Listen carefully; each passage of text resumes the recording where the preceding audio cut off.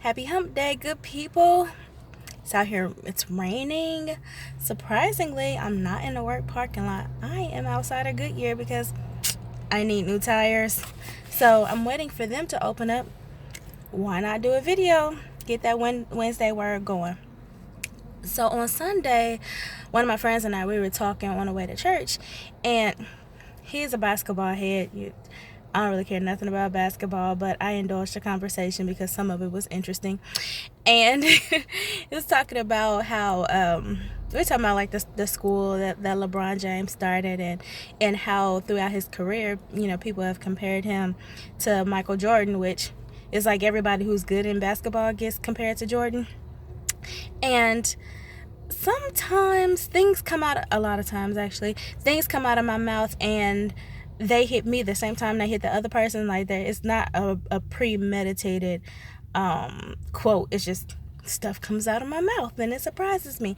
And so what I said was, instead of comparing and trying to be the next person, why don't we just try to be the best us? Like, just try to be the best you, instead of trying to line people up and compare this and this, and oh, well, you do this but you don't do this, and you do this but you don't do this, and you did that well but you could have did better here because this person did it better.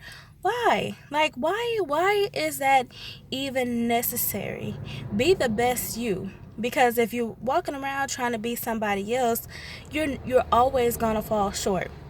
You can't be what the next man or what the next woman is, and that's perfectly okay, because you shouldn't.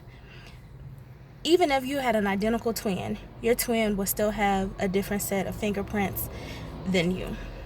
Footprints would be different.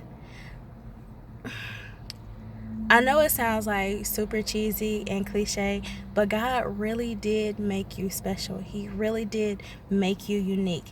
Ephesians chapter 2 verse 10 says, "We are his workmanship, created in Christ Jesus for good works, which God prepared beforehand that we should walk in them." Boo, you already got a lane.